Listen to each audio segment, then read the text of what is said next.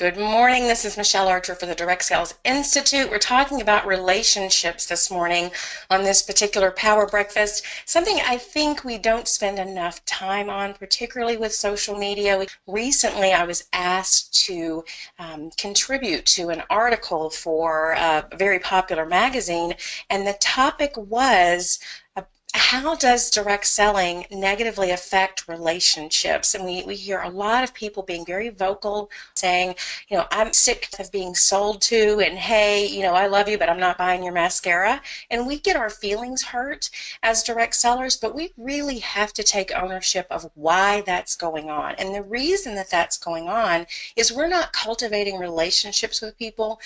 We really do think that the online platforms are kind of our own version of QVC. And I realize a lot of this is modeled in a lot of places. We see other people in other companies doing it.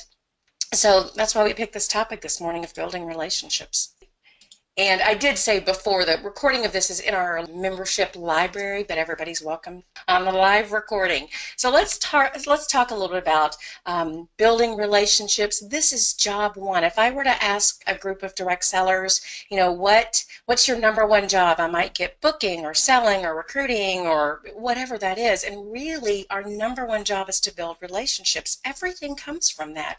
All the bookings, all the selling, all the new team members that you need come from building relationships, but we're in such a hurry so often, and we're so impatient that we don't take the time to build relationships. And so what we see is people posting about product, tagging people in product posts. We have come to believe that networking is joining 100 different groups and spending 4 hours a day going into every group, throwing up on the wall about your opportunity, your product, your company, what you love, and we think that that's networking.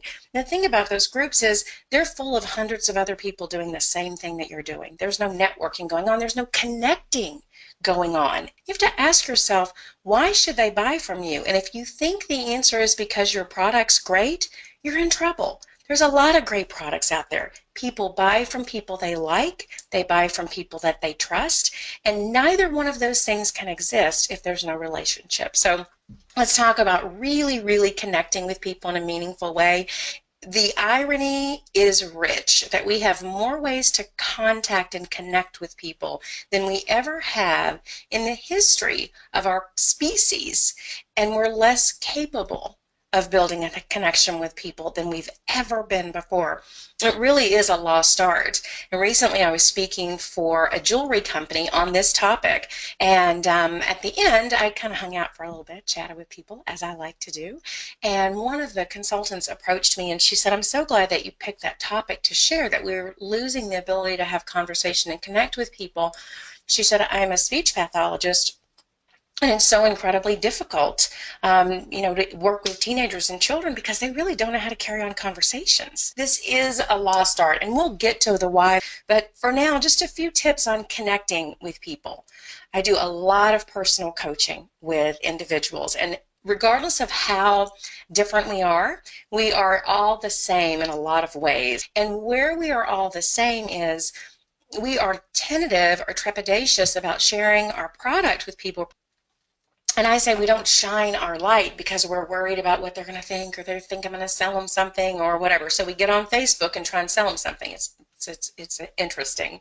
So the first step for me is to really be on fire for what you have to offer people. When you are really just in love with your product and you're sharing that product passion, it is like a light shining. You're just a girlfriend sharing something you love with other girlfriends. You're not a salesperson at all. When I work with individuals on this, I had a coaching client just the other day, and we were talking about reaching out and connecting with people via phone and what to say. And he was really trying to be really professional and use all the right words, and it came across kind of salesy, kind of canned, instead of just calling and saying, hey, it's so-and-so, did I catch you at a good time? And making a little bit of conversation and reconnecting with people, just having a conversation with them. So being on fire for what you have to offer, relaxing a little bit, and just letting that flow naturally and organically, and not trying to say all the textbook stuff in your beautiful company literature, Be looking. There are so many opportunities out and about, particularly if you work a 9 to 5 job. You have to get there and you have to get back, and you stop by the dry cleaners and you stop off at the grocery store and the post office, all the places that we go in a week. Are you looking for an opportunity to connect with people? By and large, we're not. We're so in our tech bubble that we isolate. We use technology, which is a connector of people, should be, to isolate ourselves from people. The other day I was having my nails done, and as I look around, there's people on their phones, people with their earbuds in. There's no way they can make a connection with anybody or have a conversation. We walk around in our little tech bubble, not really engaging with anybody, not offering what we have. Being a product of your product everywhere you go. For some of you, this is easier than others. If you're jewelry or makeup, your product is your warm chatter piece. For the rest of you, maybe it's a t-shirt or a button or a handbag. There's a million ways to be a product of the product. That doesn't mean that people are going to walk up and say, I love that necklace, I want to buy one. But it is a point of conversation. And as women, and we're primarily probably women that I work with, I've got a few fellas, but we will compliment another woman on a couple of things: a great bag, cute shoes, jewelry, and lipstick color. So make sure that you're ready to take that conversation to the next step. Becoming skilled in the art of conversation. Some of us have the gift of gab a little bit more than others, but it is something that we can practice, just having conversation. Sometimes we don't know how to have that conversation. If they don't compliment us on something we're wearing or our product, we don't know how to get the ball rolling. So here's 3 of my tips on how to do that. One is sincere compliments. People don't get complimented, particularly if they're in a service line of work, like maybe they're the waitress or the hostess or the lady at the dry cleaners or the clerk at the grocery store. People don't often compliment them. Most of us are starved for compliments. So just complimenting people sincerely. You have a beautiful smile. I love those earrings. Thank you for taking such great care of us today at lunch. If you're out eating, always your server is the easiest person to have a conversation with, because pretty much they get paid to talk to you. They know if they're cordial and chatty, you're probably going to tip them a little bit more. So that's a great place to start. Be sure you're a good tipper, by the way. I call this being the joy fairy. Even if you get nothing out of it, you absolutely bless their day, and it's going to get you in the habit of having conversations with people out and about. Common ground is a great one. If you want to connect with someone on social media, go look at their profile, see what they've been talking about recently, see where they went to high school, see where they work. Do a little bit of reconnaissance, my husband might say, but looking for that common ground. People, if they're on their profile talking about, oh, back to school, shopping is madness, comment on that. There's a common ground piece so that you start to build rapport. None of this is microwave cooking. It's all crock pot cooking. So I can't give you an answer today how to go recruit 5 people that you've never talked to about the business online. What I can say is today is the day to start cultivating relationships with people. You want, when they see you or when they think of you or when a post pops up that you made on social media, for them to smile and think, oh yeah, I really like her. She's always posting really happy kitty puppy videos, whatever. Again, finding that common ground with them. If you're at the doctor's office, you can say, oh, do your children come here? Or you're standing in line at the post office. My post office, God love them, it's a 30-minute ordeal. You might want to pack a snack when you go in. So we have plenty of time to make a connection. Very, very easy to find that common ground with people, but we don't think about it most of the time. So we don't make a connection. The Zig method. Zig Ziglar, you all know, was famous for saying you can get more people interested in you by being interested in them really than any other way. So we could spend 2 months trying to tell people about what we do and get them interested in us. We can spend 2 hours finding out about them. People love to talk about themselves. I don't mean that in an ugly way. It's just part of how we're put together. And when someone allows us to talk about ourselves, here's our story, for example, it creates an instant rapport and a resonance with that other person and a trust. It breaks down barriers and walls. So use the Zig method. He's famous for a reason. The guy knew what he was doing. We need to have a wow, how answer to what do you do? Number 1 answer from direct sellers is their day job, or I stay home with my kids. That is awesome, and that is going to help you book, sell, and recruit for sure. But we don't think We spend so much time mired down in the day-to-day, life stuff that we don't leave the house with a plan. So we need that great answer to what do you do. It needs to have something to do with your business. And I try not to say this at company trainings, but chances are your company name just isn't going to help you because they don't have the connotation that you do. It doesn't mean the same thing to them that it means to us. So we need to have a good descriptive answer that makes them say, wow, that's really neat. How does that work? How do I find out more? How'd you get started doing that? That keeps the conversation going.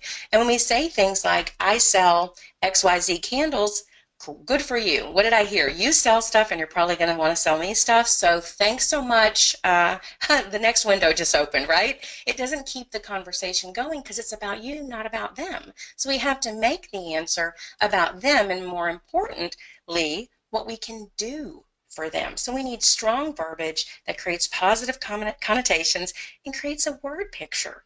You don't sell spa stuff, you transform their living room into a day spa. You don't sell makeup, you help people look 10 years younger, right? What are you going to do for me? Tell me why I care. So maybe I run a mobile jewelry boutique, or I help women get a healthy dinner on the table in 30 minutes or less. Busy moms need that? Absolutely. I help people lose weight and feel great. You don't sell It Works, for example. You help people look better, feel better, and get ready for their 20-year high school reunion. Something that's going to really, really wow them and keep that conversation going. Most often we tell them what we sell and use the company name. All right, let's talk about collecting. As you practice connecting with people, we also want to think about collecting those people. What we most often do is we put the ball in their court. And I don't know about you, but I want the power of my paycheck and my promotions and my business in my hands, not in someone else's. I'll tell you, less than 1% are going to call you, and it doesn't mean how excited they are, if they're a junkie for your product line, if they lost their old consultant and they've been looking for 6 months. Less than 1%. So you're spending a lot of time and energy and effort for very little yield if you don't capture their data so that you can follow up. Embrace technology. You have the phone with you. So when I speak with people, they feel like I need catalogs and I need brochures and I need some little sticky note and I need a notepad. All you need is your phone. We have to quit acting in one way, like we're running this business in 1984, right, looking for a scrap piece of paper to put some information down on, and then at the same time acting like we're running it in 2016, where we spend all of our time online and don't actually talk to anybody. So the phone is all you need. If you've ever taken a boot camp or heard me speak live on booking, I always say quit carrying catalogs and quit carrying cards. They really are a waste of money. They're a waste of trees. They are an absolute crutch, and they will cripple you from capturing the data. So all you're going to do is pass out catalogs, which is going to go in the bottom of her purse, in the floorboard, in the bottom of the diaper bag, and eventually end up in the trash. And you're spending a lot of money on those. So quit carrying it. You don't need a catalog to show them about your product line. You have your phone. Bookmark your company website, bookmark your website on your phone and flip through. There's a connection piece. I'm not standing across from you handing you a catalog now. I'm standing next to you and we're flipping through the phone and telling you about the products, and you're asking questions, and now we're having a conversation. I can also capture your data right there. So let's see what else is on the slides. Okay, they ask for a catalog because that's the way we've done it, for whatever, 60 years in direct selling. It doesn't mean it's the way you have to do it, right? And new technology bring new ways of doing things. Say, oops, I gave them all out. Oh well, let me show you my phone. I've got a little note about my nail lady who used to always fuss at me because I would always have conversations with people when I was having my nails done, of course, because I like to talk to people. And she said, why don't you just leave some catalogs and cards here? Aren't you so embarrassed? You're never prepared. So I just joke and say, yeah, I was embarrassed all the way to the bank because I had their capture information, their follow-up information. There is a saying, it's a very old saying in direct selling. If you don't believe me, believe the hundreds of thousands that have gone before me. When the card is extended, the conversation hath ended. The next time you're at a trade show and someone's monopolizing your time and you'd like to move on to the next person, just smile and say, let me get you my card, and hand it to them and watch them walk away. It's fascinating. It's like we're conditioned to do that. So no more cards, no more catalogs. Use your phone. One of my favorite things is Google. If you're a Gmail user, tons of tools. Just, download the Gmail app to your phone. One, you've got contacts right there. What I do is I create an appointment reminder for myself within 24 hours. I'll just go to the following day about the same time and put her information in right there. And I have it. It pops up, reminds me I'm supposed to be following up with her. I can also email her a link to my website right there. Hey, let me send you a link to the website. You can look when you get home. I'll follow up and see what you're in love with. Social media is a great way to collect people. I love social media. I don't ever want anybody to think that I'm bashing it, because it's a tremendous asset to us, but it's a great place to collect people. My husband teases me and says I'm the only person he knows that can go to the bathroom and come back with a new Facebook friend, and it's the truth. I almost always come back from the bathroom with a new friend because I talk to women when we're sitting at the vanity. I'll say, I love that lipstick color, or your hair's so cute, or I love those earrings. So it's a great place for you to connect with people and say, are you on Facebook or are you on Instagram? Sometimes people say, well, I like to keep it just family and friends and private. Okay, but give some consideration to that, because people are very likely to connect with you via some of these social platforms, and then you can stay in front of them. It's just another way to keep the conversation going. All right, so what about social media? We talked a lot about how to connect with people out and about. What about social media? And we do some trainings. We just did a boot camp about Facebook parties, so take a look at directsalesinstitute.com for some of the additional training that you need. Always check in for the Power Breakfast. You never know what we might be talking about. But in social media, SRA, the same rules apply. Very same thing. We think for some reason that in social media there's different rules, but it's people behind the computers. So treat people like people. When we get in trouble, it's because we're not treating people like people. We're treating it like a broadcast network or something. So building that relationship, commenting on their posts, being active. If you're in groups, we have a group at DSI, people that I work with. We've got a couple of thousand members in there, but there's no advertising in that group. It's just conversation. And when you take the advertising out of the way, people actually connect. And I'll tell you, there's more selling going on as a result of the Direct Sales Institute group than most of these buy, sell, trade groups, because people are not just squawking, they're listening to each other, and they're finding out about their lives, and they're offering each other advice, and there's actual networking going on. So finding out about people, following their profile, what they're talking about, painting the picture of what you have to offer as well, more than just a product picture, and what the product will do for them. And we do this through conversation. We have to reach out to people. I call it Hail Mary posting on social media. It's not going to get you what you need. And be patient. We would all love to be overnight millionaires, but that's not the way any of this works. Nothing, no legitimate business works that way. It takes time, and it takes energy, and it takes effort. If connecting with people and having actual conversations can transform our business almost overnight, why don't we do it? The answer is really simple. The reason that we don't have these conversations is we are deathly afraid of rejection. I don't know where it comes from, but I do know the cure for it. We have to learn to reframe this. We take this so personally. If our next door neighbor or our friend from high school says, I don't want to try that mascara, we make that personal. We make it about us, and we allow it to absolutely derail us. So when I work with people one-on-one, we really talk about getting real with the fact that it is a fear of rejection, and spending a little time with why do we frame it that way? Where did we learn that? And understanding that this business is a law of averages. Farming is a law of averages. Fishing is a law of averages. Dating is a law of averages. The law of averages is alive and well in our world. And when we frame it that way, we can really break through this. Until you learn to deal with fear of rejection, it is nearly impossible to be successful in a sales-based business.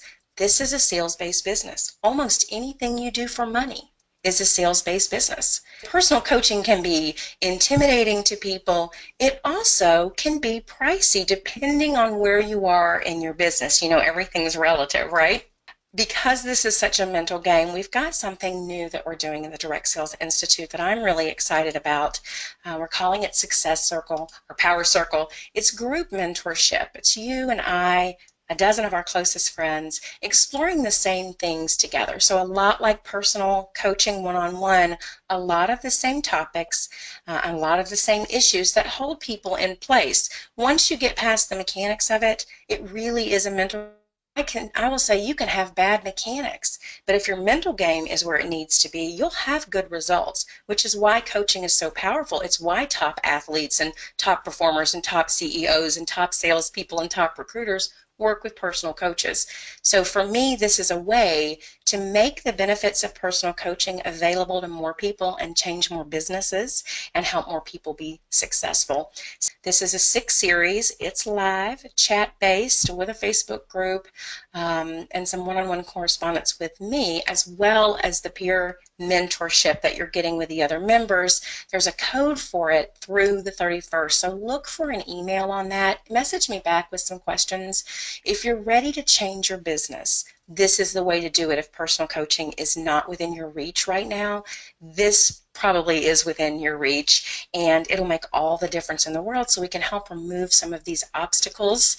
If you're familiar with John Maxwell, he talks about the law of the lid, and the lid is an invisible lid. You can't see it. He talks about old school flea circuses. We all have those lids in place, and because there are lids, we can't see them. We can't see how we sabotage ourselves or trip ourselves up. It takes an objective third party to help you see where you're hampering your own success. So let's pause and take some questions about connecting and collecting and what do I say, any of that stuff.